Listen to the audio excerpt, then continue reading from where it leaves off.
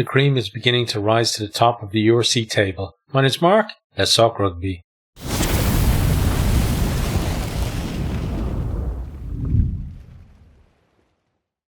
Another great round of rugby from the URC, and straight away on Friday, like we had really good results, and just showing how much this league has improved as well.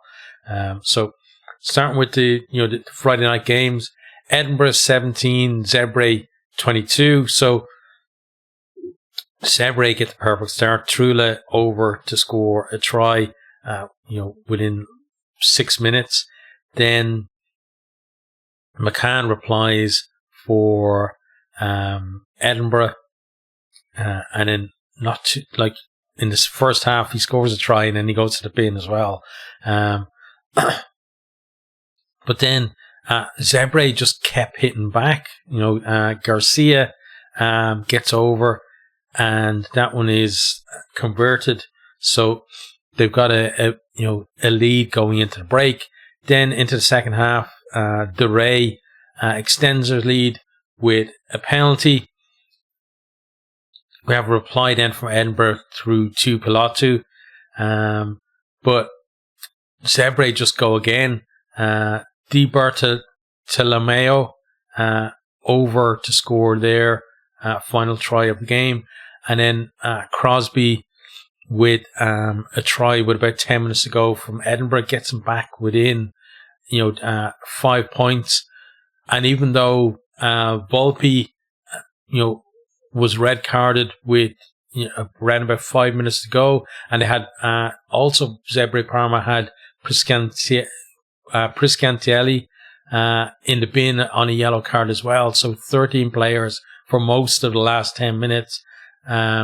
Edinburgh still couldn't muster that score to either get a draw or with a conversion actually win the game. So really well done to Zebre. Hadn't won away in 36 games. They beat Ulster last time out, and then they beat Edinburgh this time out, and it's just amazing from them. And I had talked about previously how there's something building there, that they'd recruited well. We saw signs last year as well, and it's why when I heard all this talk about Zebre getting binned out of the competition, I was thinking that is just absolutely crazy.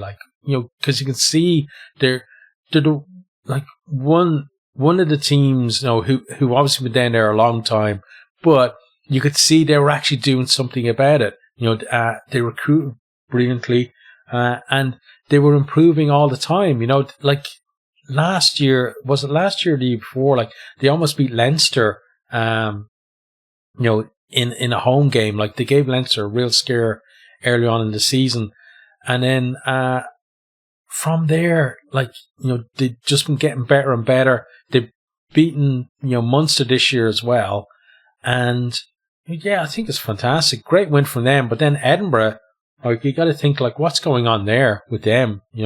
They've been so inconsistent for so long. And again, I was just discussing it with somebody in the comments, but I think the fact that Glasgow had so much potential and weren't fulfilling it until last year, I think Edinburgh almost were getting a bit of a pass on things. But now Glasgow have picked up that URC title. Now I think there's more spotlight on Edinburgh, and maybe you've got to wonder what they're going to do to kind of turn themselves around, because they can't keep going the way they're going. Honestly, I don't know whether they need to change coaches or recruit a bit better, get some people in there, that can kind of lift that squad, because they're not delivering in games that you feel like maybe they should be winning, and we saw they missed out on the playoffs last year. And now, it could be the same this year as well. But yeah, final score, Edinburgh 17, Zebre 22. On to the next one then, Ospreys 19, Leinster 22. This game, almost lockstep with the Edinburgh game in terms of how the scores are going throughout the game. Leinster, they opened the scoring with a McGrath try, and then a few minutes later, they decided to take the points with a Frawley penalty. I thought Frawley had a mixed game, honestly.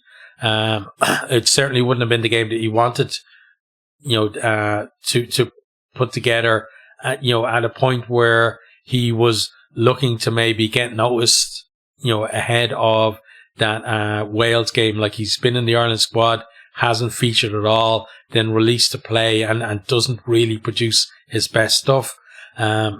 So we'll have to see whether he does actually get any game time with Ireland through the Six Nations. Probably going to be released, though, for that Cardiff game in 2 weeks' time as well.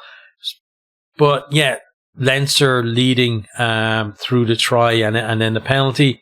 And Ospreys then, they hit back through Deves. He gets over just before the break, and you're thinking, okay, interesting now. Then Tector gets over for Leinster, with a minute or so to go, and then Ospreys almost responded again after that as well. But Leinster leading at the break. Then beginning of the second half, Ospreys over again through Lewis, but each time, they're not able to actually get back that up with another score that would really, put the cat among the pigeons. So Slimani then over for Leinster, and with about 5 minutes to go, Jones gets over for a converted try for Ospreys, but then they can't produce anything else to actually get the win. But they really did give Leinster a scare, honestly, in that game. It's the closest, obviously, Leinster have come to actually being beaten this season. And fair play to Ospreys. Like, after a terrible start to the season, they really turned things around. And even though this is the defeat, it's a defeat that they can certainly take heart from and go from there. Leinster, a lot of changes, but you can't use that as an excuse. Like, every team has a lot of changes when Six Nations are on, apart from obviously the South African teams, but they're playing each other. So it's 11 playing field, I think, for everyone in these rounds. And generally, you expect, Leinster, with the depth they do have in their squad, that these are the rounds that really that squad should be shining. So really well done to Ospreys there. Leinster gonna have to improve, I think, for that Cardiff game. There were some decent performances, especially Slimani. I think he's been an amazing signing for them. Then Boyle as well in the front row there, and McCarthy, Gus McCarthy, that is, the hooker as well. Thought the starting front row went fairly well. And then Osborne, one of the other players released from the Ireland squad, certainly had a better game than Frawley did. But overall, like, Leinster, just be happy to keep that 100% record going, I think. As I said, final score, Ospreys 19, Leinster 22.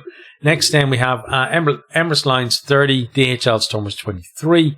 So, in this one, the opening try goes to the Lions to get over with Van den Berg.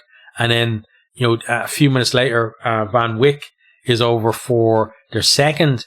And, also they had an early penalty for Lombard as well. So, doing, fairly decent early on.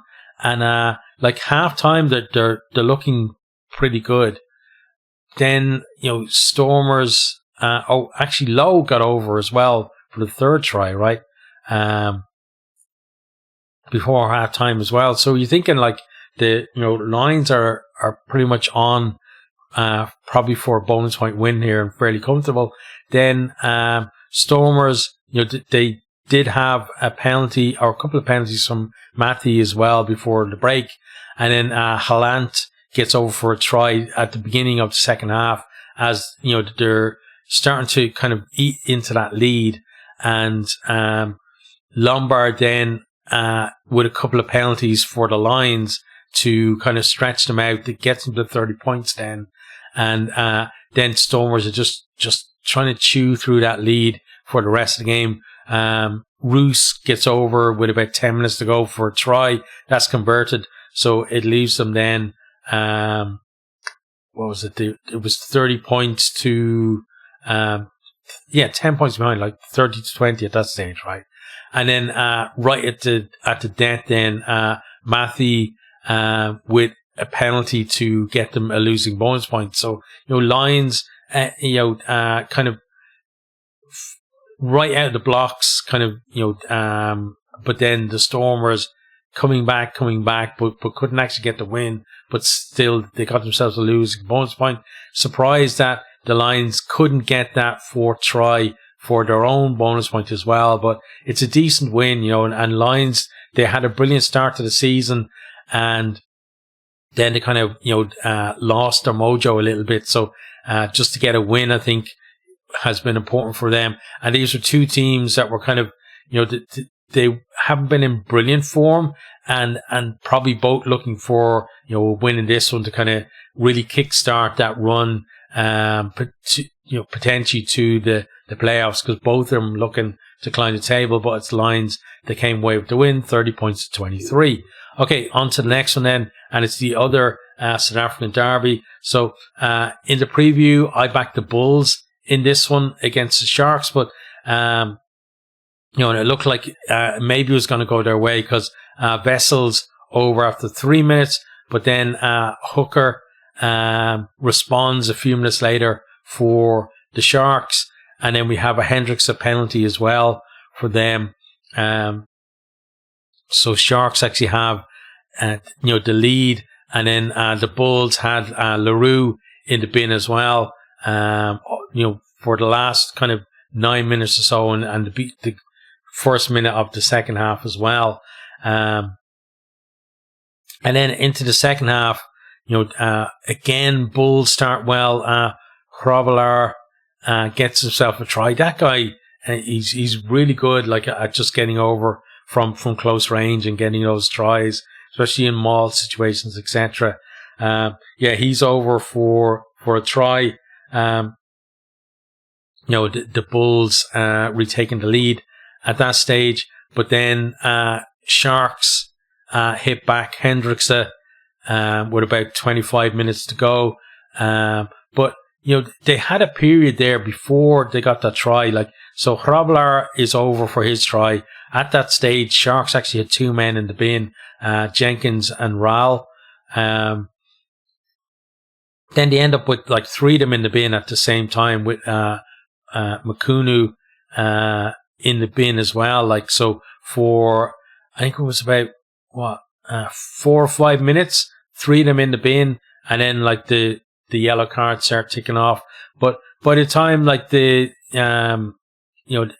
Hendricks gets over, they do have Jenkins and Rowell back on the field, but it's still down to 14. Makunu only comes back on a few minutes after he scored. So the Bulls really not managing that period when they got so many more men all that well, just to have the one try from Grobbelaar to show for it, and then that being basically negated by Hendricks' try as well during the yellow card period, at least the last yellow card period. Not really a good look for them. And then once they're restored to 15, Sharks then get Mavaser over to score as well. And then a few minutes later, Pensick, is that his name? I've seen this guy play before. I think he's a special talent as well. He doesn't get that much game time at the minute, but anytime he does, he really does look good. But yeah, he gets over with about 10 minutes to go.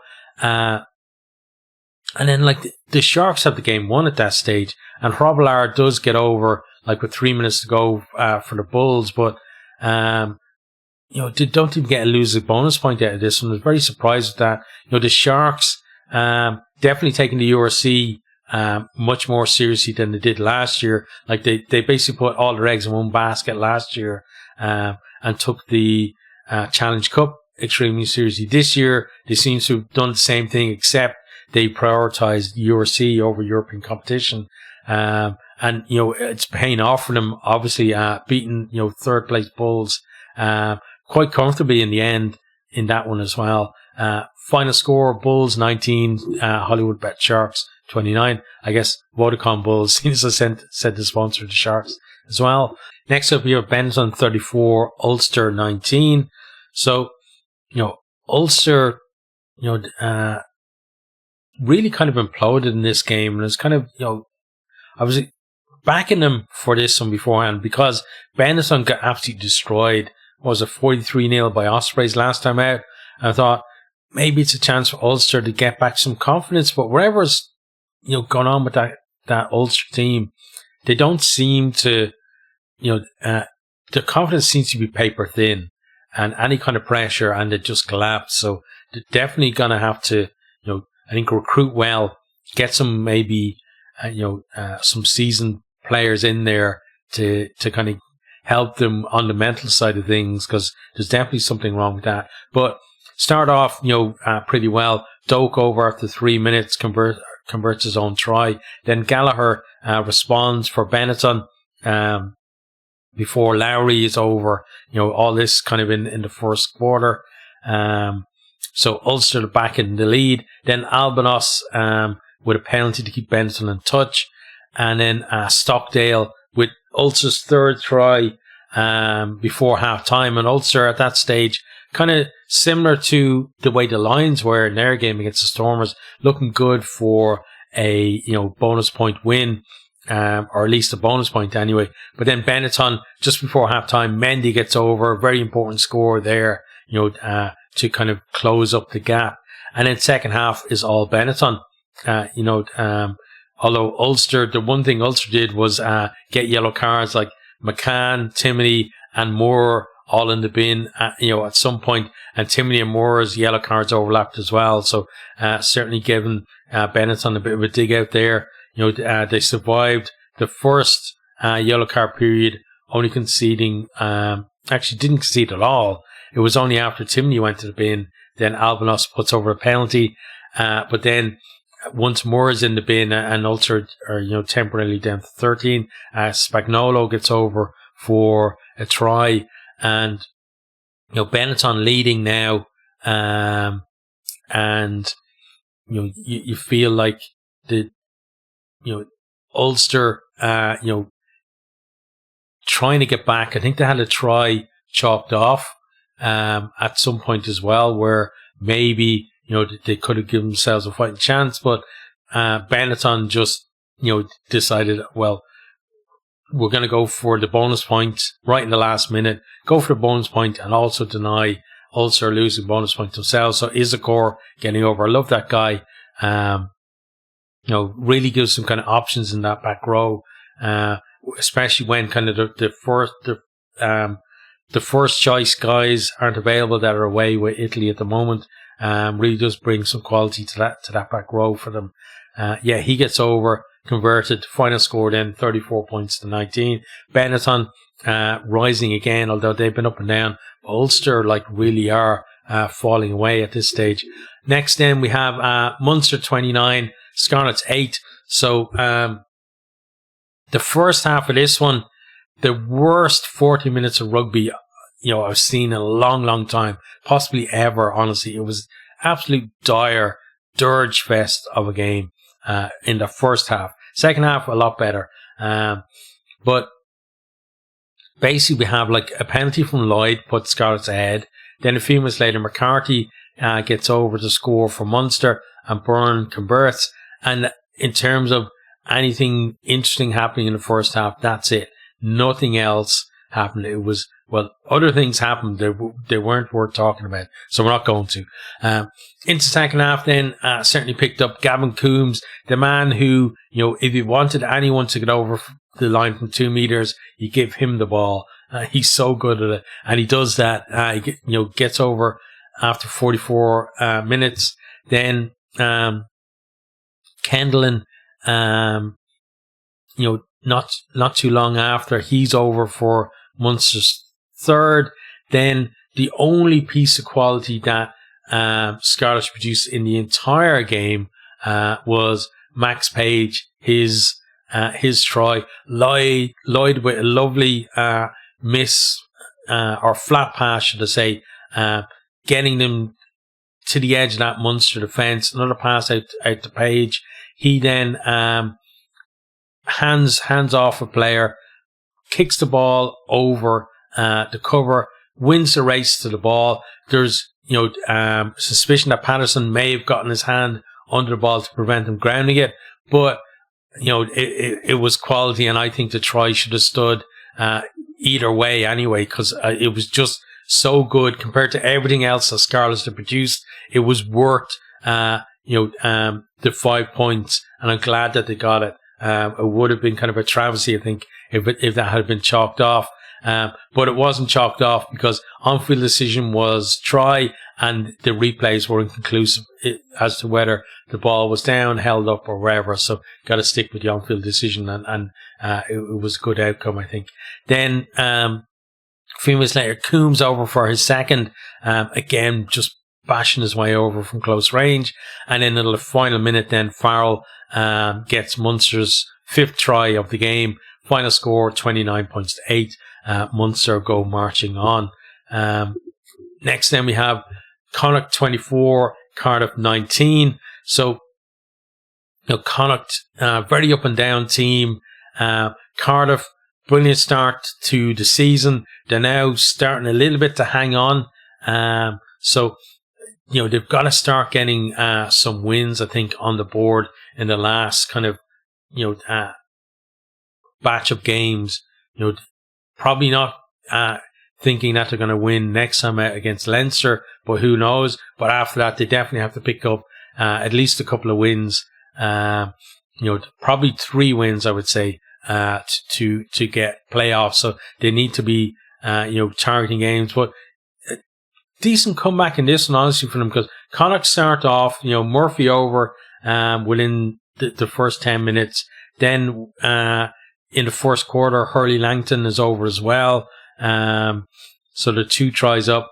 And then, the winning at halftime 14-0. Then Heffernan over, not too long after halftime, 19-0 up. Then Cardiff start making a comeback. Lilo over, for Cardiff's first score of the game. Then into the final quarter, and Donnell gets over, followed by Brayley, and suddenly we're tied up again at 19-all. But then Connacht able to kind of just stretch away again, and Tierney Martin over with 5 minutes to go to get the win for them and get the bonus point as well. Cardiff get a losing bonus point. Final score, Connacht 24, Cardiff 19. Okay, on to the next game then, and the final game actually of the weekend, and that was Dragons 20, Glasgow Warriors 45. So Dragons actually start this one pretty well. Evans penalty in the first minute, Benjamin over to score a try after 10 minutes, and they're leading 10-0, and you're thinking, well, this is decent. Like, if they keep it up, it might actually be a fairly decent contest. But then Glasgow just come in with a blitz. Matthews doing what he does best, getting over after 22 minutes. Mann then 5 minutes later, he's over. A couple of minutes later, Horn is over. And then before half time, Weir, a couple of minutes to go to the break, he's over as well for the bonus point try for Glasgow. And suddenly Glasgow just completely in control of the game. Into the second half then, first minute, we have a try for each of the teams. Lewis Hughes for Dragons and Macbeth for Glasgow. And then Horn with another try on 46 minutes to stretch Glasgow out again. And that stage then, they're, I think, just way too far ahead of the Dragons. Even though I missed, actually, Evans got another penalty in the first half, but didn't matter that much given how many tries Dragons got, on the bounce. And then scoring dries up until the last 10 minutes, and Calzinieri gets over for Glasgow's 7th try of the game. Final score, Dragons 20, Glasgow Warriors 45. So Glasgow defending champions, nobody can say that they're putting up a bad defense at the minute. They're only behind Leinster in the league, and when they turn it on, really there's aren't too many teams in this league that can live with them, and certainly Dragons couldn't live with them in this one. Right, so let's have a look at the league table, and we'll have a little discussion about it. So top of the league still Leinster, 11 wins out of 11. Closest, as I said, they came to a defeat there against the Ospreys, but still pulled out the win on 52 points. Glasgow then in second, 8 wins and 3 losses on 42 points. So they're kind of in that limbo, right, of can't quite put pressure on Leinster, but also they have more than, a bonus point wins grace back to the Vodacom Bulls there in third place on 35. Then you have Sharks, who beat the Bulls, at the weekend, in fourth place on 34. Then Munster, champions 2 seasons ago. After that win against the Scarlets, moving up the table there, up to fifth place on 31.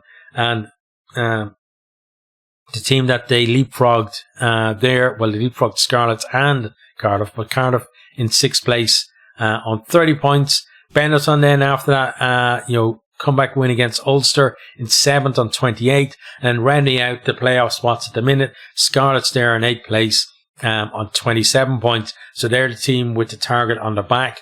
And look at the teams that are kind of queuing up behind them as well. Got Edinburgh in ninth place there on 25. Again, they've got to find some consistency. They can't finish 9th or 10th again. There's too much quality in that squad for them to be down there come the end of the season. But unless they can go on a run of wins, they're probably going to drop further down the table rather than actually making those playoffs. Then you have Stormers in 10th place. Looked like they were kind of, finding a way back into playoff places. But that defeat then against the Lions, again, drags them back down into the scrap, on 24 points. Connacht, one of the rising teams, working their way up the table, 11th on 24 points, same as the Stormers. Then the Lions, who beat the Stormers at the weekend, in 12th place on 23. Ospreys, who narrowly lost to Leinster, in 13th place on 23. But you can see, what a big impact that defeat had for them. The Lions and Connacht both, going ahead of them there. And now, there's a lot of teams for them to get over to get back up there towards where the Scarlets are. Then Ulster, I said it before this round of games, in the preview, that for me, Ulster are the worst team in Ireland at the minute. And now they are, in terms of the table, also the worst team in Ireland. 14th place on 23. But look at this. Zebre, 15th place, 20 points. They're now in touching distance of everyone from 15th to 9th, a bonus point win, and they could be on the same points as Edinburgh. That's how good Zebre have been recently, and how good they've been this season. You look and you think, well, they're still second bottom of the league, but generally they're bottom or second bottom of the league, miles behind anyone else. Certainly not 7 points away from a playoff spot, which they are now. And if you look at it, from Scarlets in 8th place down to Ulster in 14th place, only 4 points between the teams, and 5 points between Benetton and Ulster. So 7th place there. That's how tight it is. And you have Zebre now coming up on the rails as well. And who would have given Zebre any chance, honestly, any chance of being in the mix, anywhere near the mix to make the playoffs? They're only 7 points away from a playoff place at the minute. Yeah, they probably won't make it. Fair enough. But that's the mark of the improvement that they've made, over the years. And it hasn't just been a bolt out of the blue either. Last year we saw signs of progress. The start of this year we saw more signs of it. And now, it's coming, to fruition even more for them. And again, it's not some kind of freak thing that's happened. These guys have worked at it, they planned for it, and they're reaping the rewards. And that's why I look at the Dragons now in 16th place, down there on 8 points, rock bottom of the league. that's why I look at them, and I'm thinking, sometimes with some of the Welsh regions, it's kind of a little bit too much woe is me. Yes, we talked about before, and I absolutely agree. The WRU does not support the regions anywhere near as much as they should, and that is absolutely not right. And I don't like either this talk about let's go down to 2 regions or 3 regions and get rid of the Dragons and somebody else or whatever, because it's always like, let's get rid of the Dragons, right? Nobody's saying let's get rid of Cardiff or the Scarlets. It's always let's get rid of the Dragons, and it's always like ex-players or ex-players who are on the board of certain Welsh regions who are saying stuff like that as well. Obviously they're not putting their own region ahead for it, but as I said, these regions need to be supported properly, or like Welsh rugby, basically, somebody has to get it by the scruff of the neck and say, listen, we need to sort things out. We're not going to have a decent national team unless we have a decent base to supply that national team. They got rid of elite academies, etc. That was obviously a mistake. Bring those back, support your regions properly, right? Put a proper structure in below them as well to provide a pathway for players to come through. Also look at your below that as well, or to the side of that, look at kind of linking up with education institutions, etc., so that players who are Welsh qualified aren't going across the border to go to university in England and then qualifying for England and being taken out of your player pool that has been shrinking anyway. Be smart about things. Look at, we're losing players that way. Well, let's link up with Cardiff University or whoever and see what can actually be done in terms of having scholarships for players to stay in Wales if they're that good, right? Keep those players around and like just kind of have a little bit of forethought. But all that said, Zebre is an indication of, even with the resources that a team like the Dragons have, that if you plan properly, okay, and you recruit smartly, and you get decent coaches in as well, it doesn't have to be like I couldn't name a single one of the Zebre coaches, right? And maybe they are like players who have heard of before or whatever. I honestly don't know any of their names, okay? But they're doing a good job. They're developing those players. As I said, they've identified players that they wanted to bring in, and it's working for them. And yes, they're still second bottom of the league, but they're far more competitive than they were 3 seasons ago. And then 2 seasons ago, they were more competitive than they were the year before. Last year, they're more competitive than the year before. This year, they're clearly more competitive than the year before.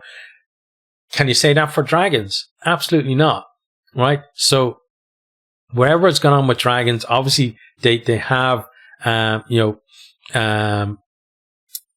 they have kind of changed coaches or whatever, but it feels like the organization, take a look at what Zebre did and see if you can replicate that. Obviously, some of you won't be able to, but there certainly are things that you can take from that to say, okay, on a small budget, let's see what we can do. So I have a lot of sympathy for the Welsh regions and for the Dragons as well, being put on all the time. But, you get a decent team in there in terms of, the people actually running the region, board members or whatever, right? Director of rugby, and then coaches as well. You can definitely start turning it around. And I don't mean that they're going to make playoffs or whatever. Just mean that they could be sitting on, let's say, 16 or 17 points, and maybe still being bottom of the league, but at least they're a win away from, getting out of the bottom, and then a couple of wins away from actually moving up, into the pack as well. It's not happening for them at the minute. But again, I have to kind of emphasize it. I think every time is that I'm a rugby fan. Yes, I'm a Leinster fan. Yes, my team are top of the league. But I honestly care about all the teams in the URC. Any European games that are on, if it's a URC team against an English team or a French team, I'm backing the URC team, no matter whether, they're probably going to get like pumped or wherever. I'm still going to cheer for them and back them. And within the URC as well, I want to see a competitive league, and that means all of the teams being competitive. Zebre are kind of, getting their stuff together now. I hope Dragons do. I hope we don't lose the Dragons from the league, because, as a rugby fan, I wouldn't know what I'd do if, and there will come a time when Leinster are not the powerhouse they are now. Powerhouse who haven't won a trophy in 3 years, right?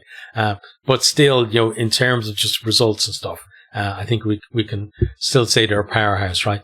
But there will come a time when that's not true anymore.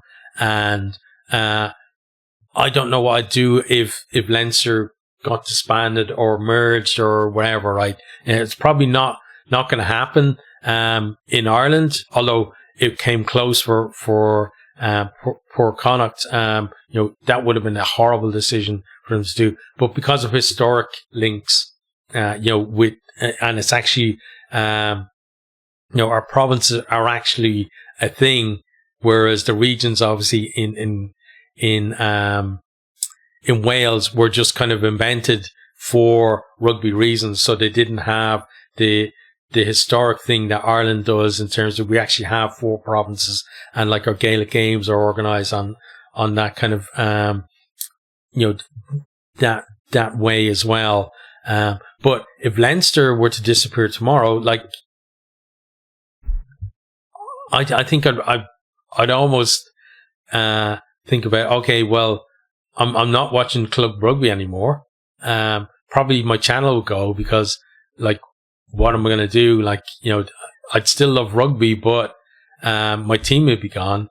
And then probably just cover maybe Ireland games or something. I don't know. I honestly don't know what I would do. So the fact that people can just so flippantly throw around the fact that, oh, let's get rid of the Dragons.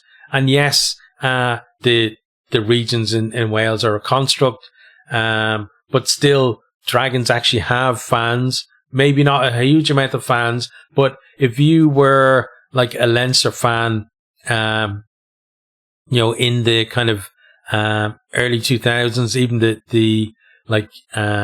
mid noughties, we were still playing most of our games in Donnybrook, and it wasn't full. Like, in Donnybrook is a small stadium, really small stadium. Like, and then if we had big games, they would go to the RDS, which is where we are now. But even that, like, you had a smaller capacity because it had to be redeveloped. So Leinster, I said it before, they didn't turn into the Leinster they are today overnight. They didn't, and they weren't the Leinster like that.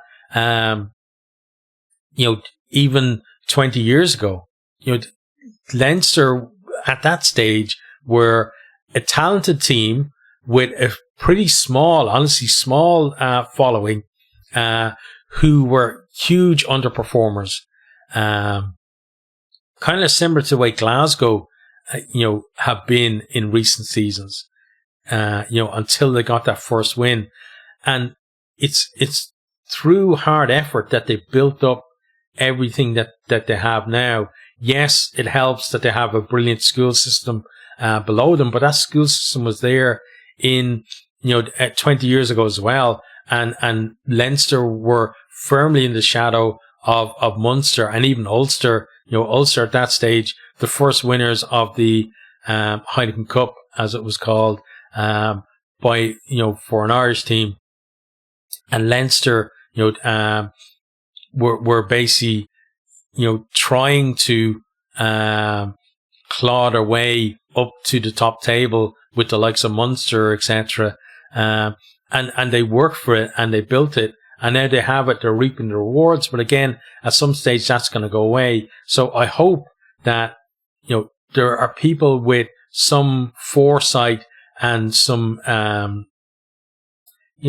just the willingness to put in the hard work for the likes of the Dragons, or whether it's Ospreys or Scarlets or Cardiff or whoever, and really turn those teams around.